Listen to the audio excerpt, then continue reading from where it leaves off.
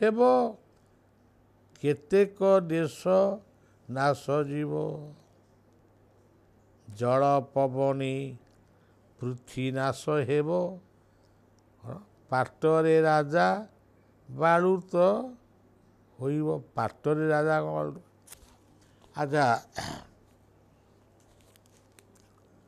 ଶୁଣନ୍ତୁ, ଭୂମିକମ୍ପ ଯେ କେବଳ କଳି ଯୁଗରେ ହୁଏନି।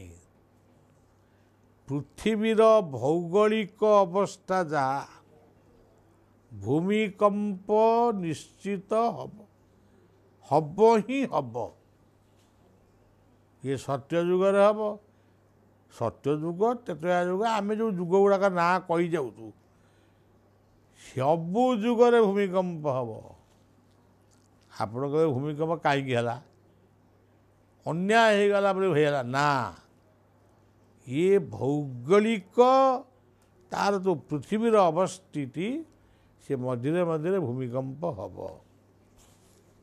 ଇଏ ଗଲା ପୃଥିବୀ ଅନ୍ୟାୟ। ପୃଥିବୀରେ ଅନ୍ୟାୟ କିଏ କରୁଛି? ଆଗ ପୃଥିବୀ ଶବ୍ଦକୁ ନିଅନ୍ତୁ। କ'ଣ ମଣିଷକୁ ନେଇ ପୃଥିବୀ?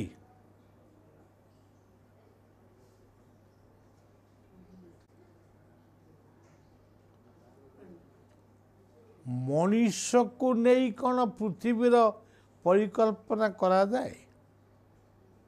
ପୃଥିବୀର ଶବ୍ଦ ଆଗେ ଆପଣମାନେ ବୁଝନ୍ତୁ।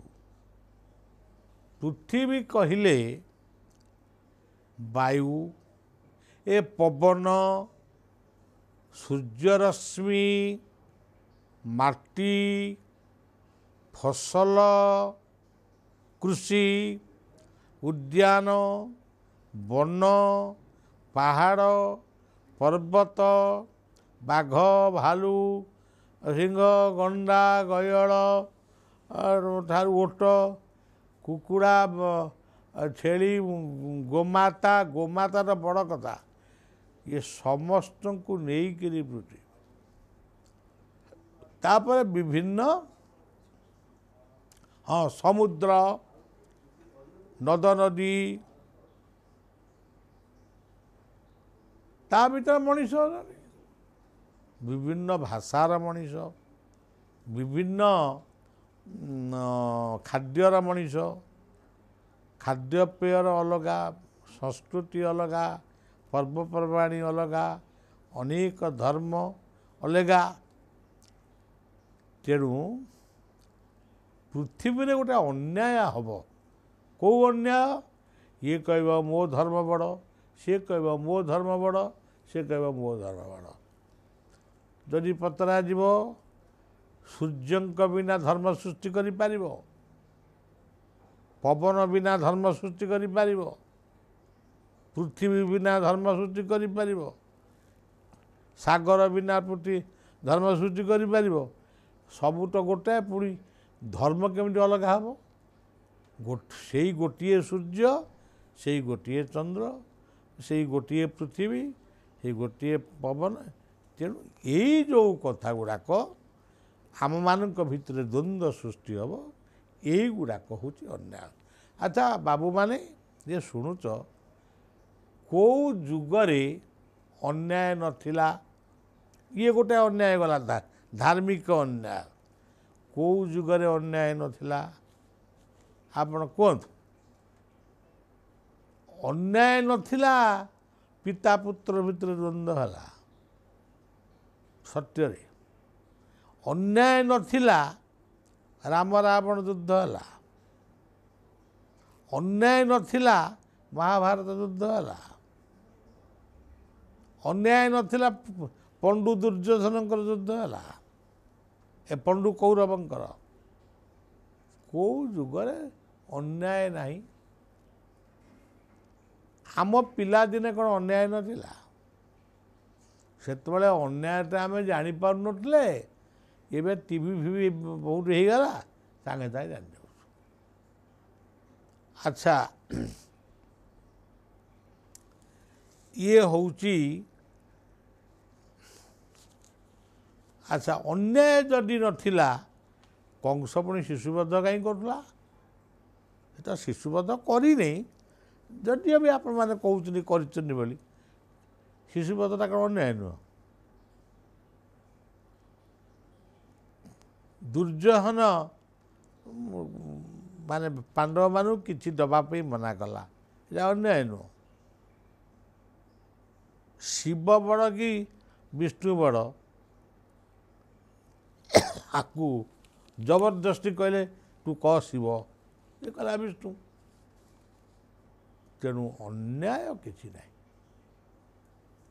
ନ୍ୟାୟ ଅନ୍ୟାୟ, ଭଲ ମନ୍ଦ, ଦୁଃଖ ସୁଖ, ନିନ୍ଦା ପ୍ରଶଂସା, ବିପଦ ସମ୍ପଦ, ରୋଗ ଔଷଧ, ଜନ୍ମ ମୃତ୍ୟୁ ସବୁବେଳେ ରହିଛି, ରହିବ।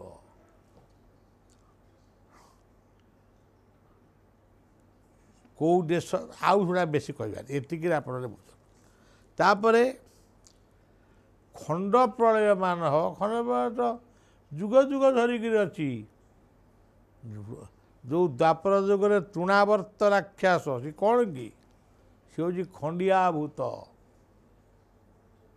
ଏ ଯେଉଁ ଟର୍ନାଡୋ ବୋଲି ଯାହାକୁ କହୁଛନ୍ତି, ଯାହାକୁ ଧୂଳି ଝଡ଼ ବୋଲି କହୁଛନ୍ତି। ଏଇଟା ବସନ୍ତ ଋତୁରେ ହୁଏ। ତେଣୁ ଏ ଖଣ୍ଡ ପ୍ରଳୟ କେଉଁ ଯୁଗରେ ନଥିଲା? କେଉଁ ଯୁଗରେ ନଥିଲା? ଇତିହାସ ଦେଖନ୍ତୁ, କେତେ ସଭ୍ୟତା ପାଣିରେ ବୁଡ଼ି ଯାଇଛି। କେଉଁଟ ଅଚ୍ୟୁତାନନ୍ଦ ଏକଥା ଲେଖିନାହାନ୍ତି? କେତେ ସଭ୍ୟତା,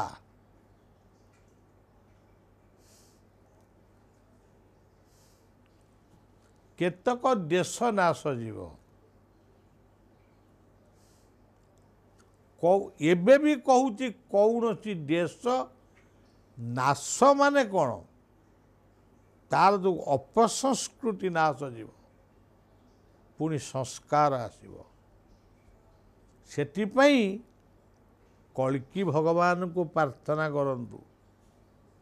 ଆମେ ତ କଳ୍କିଙ୍କ ନାମ କରୁଛୁ ବୋଲି ଅନେକ କହୁଛନ୍ତି ଇଏ ବଳିଆ ବା କ'ଣ କଳ୍କି ନାମ କରୁଛନ୍ତି। କଳ୍କି ନାରାୟଣ ବ୍ରହ୍ମ ପରମହଂସ ଆତ୍ମାରା, ଇଏ ଗୋଟିଏ ନାମ। ଜୟ ଶିଶୁ ଅନନ୍ତ ରାଜାରାମ, ଜୟ ସତ୍ୟ ସନାତନ କଳ୍କିରାମ। ଇଏ ନାମ ନ କଲେ ନାହିଁ। କିନ୍ତୁ କଳ୍କି କିଏ? କଳ୍କି ହେଉଛନ୍ତି, ଆମେ ସେଇ ଅବତାର ପୁରୁଷଙ୍କୁ କହୁଛୁ। ତେଣୁ କଳ୍କି ଭଗବାନ ହେଉଛନ୍ତି କୃଷ୍ଣ, ସେ ରାମ, ସେ ସବୁକିଛି। ତେଣୁ ଯେଉଁ ଧର୍ମର ଯିଏ ଇଷ୍ଟ, ସିଏ ହେଉଛନ୍ତି କଳ୍କି। ତାଙ୍କୁ ହିଁ ଚିନ୍ତା କର। ଜ୍ଞାନ ରୂପକ କଳ୍କି ଯେତେବେଳେ ଉଦୟ ହେବ, ଅଜ୍ଞାନ ରୂପକ ମ୍ଲେଚ୍ଛ ସେତେବେଳେ ନାଶ ହେବ। ଆଜି ଦେଖନ୍ତୁ ଆମେରିକାର ଅଦ୍ଭୁତପୂର୍ବ ପରିବର୍ତ୍ତନ। ସେଠି ଜଗନ୍ନାଥ ମନ୍ଦିର, ଚୀନରେ ଜଗନ୍ନାଥ ମନ୍ଦିର, ମାନେ ଏସବୁ ଏଗୁଡ଼ା କ'ଣ ନୁହେଁ କି? ଆଜି ଏଇସବୁ ଯେଉଁ କଥା ଘଟୁଛି, ଜାପାନରେ ଜଗନ୍ନାଥ ମନ୍ଦିର, ଜଗନ୍ନାଥ ରଥ, ତାମାନେ ଗୋଟେ ପରିବର୍ତ୍ତନ ତ ହେଉଛି। ତ ନାଶ କ'ଣ ଯିବ? ଆଉ ମଣିଷ ଜାଣି ଶୁଣିକିରି ଫାଷ୍ଟ ୱାର୍ଲଡ଼ ୱାର୍ କରିଛି। ଏ ପ୍ରଥମ ବିଶ୍ୱଯୁଦ୍ଧ, ତୃତୀୟ ବିଶ୍ୱଯୁଦ୍ଧ, ପୁଣି ତୃତୀୟ ବିଶ୍ୱଯୁଦ୍ଧ ପାଇଁ ପ୍ରସ୍ତୁତ ହେଉଛି। ଏଗୁଡ଼ାକ ମଣିଷ କରିବା, ତା ପାଇଁ ଆମେ କ'ଣ କରିବା? ଏହା ହେବ ହିଁ ହେବ। ଏଗୁଡ଼ାକ ଆନୁମାନିକ କଥା। ଜଳ ପବନେ ପୃଥ୍ୱୀ ନାଶ ଯିବ, ଜଳ ପବନେ ପୃଥ୍ୱୀ ନାଶ ଯିବ। ବାବୁ, ଏଇ ତ ଯେଉଁ କହା କଥା। ଜଳ ଆମ ଭାଗବତରେ କହିଲେ, ଜଳ ବିହୁନେ ସୃଷ୍ଟି ନାଶ, ଜଳ ବହୁଳେ ସୃଷ୍ଟି ନାଶ। ତା ଦେଖି ବିରାଟ ପୁରୁଷ। ତେଣୁ ସଜ୍ଜନ, ଜଳ ଆଉ ପବନ, ଇଏ ଦୁଇଟି ଯାକ ଯେତେବେଳେ ଆମ ଜୀବନ ଶରୀର ଭିତରୁ ଚାଲିଯିବ, ନିଶ୍ୱାସ ବନ୍ଦ ହେଇଯିବ, ମାନେ ଜଳୀୟ ଅଂଶ କମିଯିବ, ये जीवन रूपक पृथ्वी मध्य नाश हम से भाव में सतर्क कर रोचंती महापुरुष शुद्ध जल सृष्टि कर सबु नद नदी गुड़िक आज देखु अपरिष्कार अपरिच्छन्न जमुनार जल आज सबुठारु अपरिष्कार जमुना जमुना शब्द ठीक तार अर्थ कौन तमें सबुजाक कचड़ा से नदी में पकड़ गंगा नदी सफाई पे आज चेष्टा करा जाउची होउची मध्य सफल आमर जड़े पूर्वतन प्रधानमंत्री राजीव गांधी सी मध्य गंगा जल को फिल्टर करने कही तेणु आजिर प्रधानमंत्री मध्य गंगा सफाई कार्य को त्वरान्वित कर जुग जुग धरी गंगा सत्य गंगारे ए नदी सत्य जल सत्य पवन सत्य पवन आपण माने जानिचंती थे झड़ हुए 7 दिन लोक घर बाहरी पारती बिगिड़ती से जल पवन उपरे सेतबेले विज्ञान उन्नति हो नथिला केते जोर रे पवन बहुची कहीं जानी पारु नथिले किंतु एबे तो से भली नहीं केवल सामुद्रिक झड़ सृष्टि होची एवं आमे जानी पारुछु एतिकी बेगरे पवन बहिबो एतिकी उपरे माने वर्षा हब जुग उन्नति होची ना अवन्नति होची तेणु आमे प्रथम आम जीवन प्रथम झड़ देखिलु 1967 मसीहा तापर देखिलु 71 मसीहा कि आमे देखिलु आम समुद्र कूल लोक देखिले आउ मझे कहीं देखी ना तेणु ये सब कथा को चिंता न करी केवल से कलिकी भगवान को बा निजर इष्ट को स्मरण करंतु एवं समर्पण करंतु।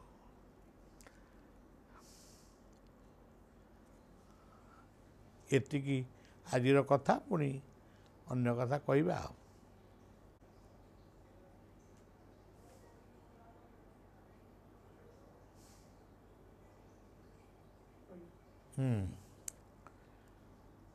वर्तमान गोटे बहुत बड़ कथा सबुआड़े गोटा प्रचार हो समस्ते मत भी पचारूँ केतक भी पचारूँ समस्ते भयर आच्छा 22 पाबछे खेलिब मीन मु प्रथम इतिहास कहूँ आपण माने ताकू जानिबे इतिहास पढ़ले भी बुझिबे समुद्र कल्पवट पर्यंत थिला तो आमे कल्पवट ऊपर को उठिगिरी जो बेढ़ा परिक्रमा कला बेले जो कल्पवट को आमे देखुचु से पर्यंत समुद्र थिला जितेबाला कबीर साहेब आसिले सी समुद्र को जोठी प्रार्थना कले से पर्यंत समुद्र जाइछि आउ फेरिनी एवं सेठी कबीर चौरा मठ मध्य एबे भी अच्छी से भली अति बड़ी जगन्नाथ दास प्रार्थना कले 7टी लहड़ी घुंची जाऊ घुंची जाइछि जगन्नाथ दासंकर सेठी समाधि पीठ आज भी अच्छी एवं से पीठर ना होची 7 लहड़ी मठ ये सब कथा को आमे ଠିକ୍ ଭାବରେ ନ ଜାଣି ବା ଆକୁ ନ ବୁଝି 22 ପାହାଚ ଖେଳିବ ମୀନ। ବା କହିଲେ ନିଶ୍ୱାସ, ନିଶ୍ୱାସର ଈଶ ହେଉଛନ୍ତି ଆତ୍ମା। ଯୋଗୀ ଯେତେବେଳେ ଯୋଗ ଧ୍ୟାନରେ ବସେ ସେ ଆତ୍ମ ପୁରୁଷଙ୍କର ରୂପ ହେଉଛି ଅତ୍ୟନ୍ତ ସୂକ୍ଷ୍ମାତି ସୂକ୍ଷ୍ମ। ସେ ହୃଦୟରେ, ନାସାଗ୍ରରେ, ଆଜ୍ଞାଚକ୍ରରେ, ସହସ୍ରା ଚକ୍ରରେ ସେ ମୀନ ଭଳି କ୍ଷୁଦ୍ରାତି କ୍ଷୁଦ୍ର ରୂପ, ଗୋଟିଏ ଜ୍ୟୋତି ଜୁଳୁଜୁଳିଆ ପୋକଠାରୁ ଆହୁରି ଛୋଟ ରୂପରେ ଦର୍ଶନ ଦେବେ। ସେତେବେଳେ ଯୋଗୀ ଜାଣିବ ଯେ ମୋର ସାଧନା ସିଦ୍ଧି ହେଲା। 22 ପାବଛେ ଖେଳିବ ମୀନ। ଆଚ୍ଛା ସଜ୍ଜନ, ଏବେ ଯଦି 22 ପାହାଚରେ 22 ପାବଛ ଉତ୍ସର ପାଣି ହେବ, ତାହେଲେ ଏବେଠାରୁ ସରକାରଙ୍କୁ କୁହନ୍ତୁ ଯେ ପୁରୀର ସମସ୍ତ ଯିବା ଆଉ ଖାଲି ଜଗନ୍ନାଥ ଛଟିଆ ପଳେଇବେ, ଭକ୍ତ ଯାକ ସବୁ ମରିବେ, ଜଗନ୍ନାଥ ଛଟିଆ ଯାଇକି କ'ଣ କରିବେ? ଜଗନ୍ନାଥଙ୍କର କ'ଣ ଆବିର୍ଭାବ ହେଇଥିଲା ସମସ୍ତଙ୍କୁ ମାରିକି ସେ ଖୁସିରେ ରହିବେ ଯାଇ ଛଟିଆ ବଟରେ? ତେଣୁ ଇଏ ହେଉଛି ଜଗନ୍ନାଥ ଶବ୍ଦକୁ ଯଦି ଆମେ ଠିକ୍ ଭାବରେ ଚିନ୍ତା କରିବା, ଜଗତର ନାଥ। ସେ ଛତିଆରେ କ'ଣ ଅଛନ୍ତି? ଛତିଆ ଗଲାବେଳକୁ ଭୁବନେଶ୍ୱର ଲିଙ୍ଗରାଜ ମନ୍ଦିର, ଯାଦବପୁର ବିରଜା ମନ୍ଦିର, କେଉଁ ଜାଗାରେ ସେ ନାହାନ୍ତି କି? ମହାବିନାୟକ ମନ୍ଦିର, ଚଣ୍ଡୀଖୋଲ, ଏତେ ବାଟ ପର୍ଯ୍ୟନ୍ତ ଯେଉଁ ବାଟ ଗୁଡ଼ାକ, କେଉଁ ବାଟରେ କେଉଁ ସ୍ଥାନରେ ସେ ନାହାନ୍ତି। ଜଗନ୍ନାଥଙ୍କ ମୂର୍ତ୍ତିଟାକୁ ନେଇକି ତୁମେ ଜଗନ୍ନାଥଙ୍କ ମୂର୍ତ୍ତି ମାଧ୍ୟମରେ ଆମେ ସେଇ ପୂର୍ଣ୍ଣ ବ୍ରହ୍ମଙ୍କୁ ଚିନ୍ତନ କରୁଛୁ। ଆଉ ତାହେଲେ ଓଡ଼ିଶା ସରକାର କୁହାଯାଉ କି ଭାରତ ସରକାରଙ୍କୁ କୁହାଯାଉ ଯେ ମୀନ ଖେଳିବ, କେଉଁ ମସିହାରେ ଖେଳିବ, ତାହେଲେ ଆମକୁ ଉଠେଇକିରି ଆଉ ଗୋଟେ ଜାଗାରେ, ଆଉ କେଉଁଠି ଜାଗା 22 ପାହାଚରେ ମୀନ ଖେଳିଲେ ଭୁବନେଶ୍ୱର ବି ରହିବନି, ତାହେଲେ କୁଆଡ଼େ ନେଇକି ଆମକୁ ରଖିବେ? ଆମେ ଯଦି ପାରାଦୀପ ଯିବା ସେତ ବୁଡ଼ିଯିବ, କଲିକତା ଗଲେ ଗଙ୍ଗା ନଦୀ ସେଠି ଉଛୁଳିବ, ତାହେଲେ କ'ଣ କରିବା? ତାହେଲେ ଏବେଠୁ କ'ଣ ରସି ଲଗେଇ ମରିବା ନା ପାଣିରେ ବୁଡ଼ିକିରି ମରିବା? ସେଇ କାଳିଆ ବଳିଆକୁ ପ୍ରାର୍ଥନା କର, ସମୁଦ୍ରଙ୍କୁ ପ୍ରାର୍ଥନା କର, ଏଭଳି ଅଘଟଣ ନ ଘଟୁ। ହଁ, ଏମିତି ଖଣ୍ଡ ପ୍ରଳୟ ଯୁଗ ଯୁଗ ଧରି ଅଛି। କେତେବେଳେ ସୁନାମି ଆସିବ, କେତେବେଳେ ବାତ୍ୟା ଆସିବ, ଆଉ ତାକୁ ଆମକୁ ସାମ୍ନା କରିବାକୁ ପଡ଼ିବ ନା। ଆଉ କହିବା 22 ପାହାଚରେ ମୀନ ଖେଳିବ। ଆଉ କେତେକ ଲୋକଙ୍କର ମଧ୍ୟ ମତ ରହିଛି, ଯେଉଁଟା ପାଗଳା ଇଞ୍ଜିନ କାଳେ କଲିକତା ଶିଆଲଦାରେ ଅଛି। ଇଞ୍ଜିନ ତ ଇଞ୍ଜିନ, ସେ ପୁଣି ପାଗଳା କେମିତି ହେଲା? ଆମେ ତ ଶିଆଲଦାରେ 6 ବର୍ଷ ଧରି ଯଜ୍ଞ କରି ସାରିଲୁଣି, କେଉଁଠି ପାଗଳା ଇଞ୍ଜିନ କେଉଁଠି ଦେଖିନୁ? ହଁ, ଏମିତି ଖରାପ ଇଞ୍ଜିନ ଥିବ, ଗଲା। ସେ ପାଗଳା ଇଞ୍ଜିନରେ ସେ ଜଗନ୍ନାଥଙ୍କୁ ନେଇକିରି ଆସି ଛତିଆରେ ଯେଉଁ ହାରିଦାସ ରାମକ ଅଚ୍ୟୁତଙ୍କର 13 ପୁରୁଷ ନା କ'ଣ, ସେ ଯାହା ହଉ, ସେ ଜଣେ ଭକ୍ତ ଯିଏ ଲେଖିଥିଲେ ବଉଳମଣିକୁ କହିବୁ ଟିକି କଥାଏ।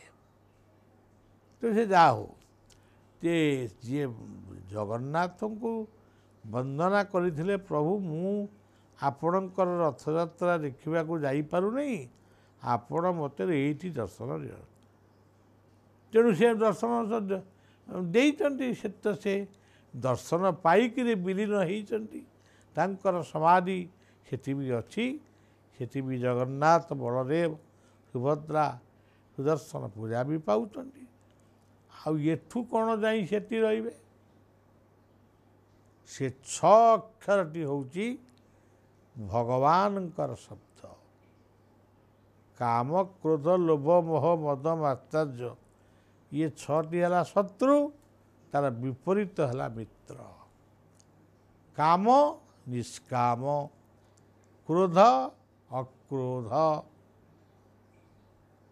କାମ କ୍ରୋଧ ଲୋଭ, ଲୋଭ ନିର୍ଲୋଭ, କାମ କ୍ରୋଧ ଲୋଭ ମୋହ, ମୋହ ମୋହ ହେଉଛି ନିର୍ମାୟା ବା ମୋହ ଶୂନ୍ୟ। ମଦ କହିଲେ ଅହଙ୍କାର, ନିଅହଙ୍କାରୀ। ମାତ୍ସର୍ଯ୍ୟ କହିଲେ ଈର୍ଷା, ଈର୍ଷା ବୋଇଲେ ଈର୍ଷା ଶୂନ୍ୟ। ତେଣୁ ଏକଥା ଆମେ ଚିନ୍ତା ନ କରି ଏଇଭଳି ଏକ ଛତିଆ ବଟର ଆଦର୍ଶ ହେବା ଉଚିତ। ଖାଲି ଛତିଆ ବଟ ନୁହେଁ, ଯେଉଁ ଦେବାଳୟ ଆଶ୍ରମ ସବୁ ରହିଛି ସେଠି ଯେଉଁ ଗଣ୍ଡଗୋଳ ସବୁ ବେଳେବେଳେ ହେଉଛି ସେଗୁଡ଼ାକୁ ଦେଖିଲେ ଦୁଃଖ ବି ଲାଗେ। ତେଣୁ 22 ପାବଛେ ଖେଳିବ ମୀନ, ଇଏ ଏକ ସୁନ୍ଦର କଥା, ଯୋଗ ମାର୍ଗର କଥା। ତେଣୁ ସମସ୍ତେ ପ୍ରାର୍ଥନା କର ଏଇ ଜୀବନ 22 ପାବଚ୍ଛରେ ମୀନ ଖେଳୁ, ଅର୍ଥାତ୍ ଜ୍ୟୋତିର ଦର୍ଶନ ହଉ। ଏତିକି।